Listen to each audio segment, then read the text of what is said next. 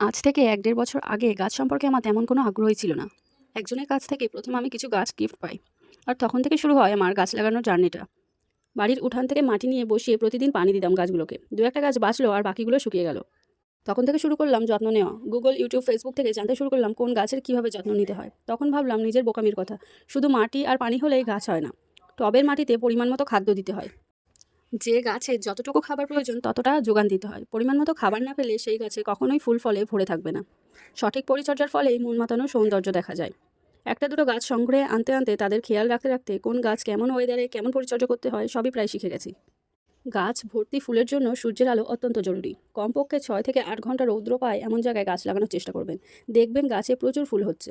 সূর্যের আলো আর মাটি রেডি করা, এই দুটো সঠিকভাবে করতে পারলেই গাছ আপনাকে কখনোই নিরাশ করবে না। মাটিতে আর কিছু না দিলেও অল্প করে গোবর সার আর বাড়িতে তৈরি করা ভার্মি কম্পোস্ট ব্যবহার করবেন। তাতে আপনার গাছ অনেক সুন্দর আর হেলদি হবে।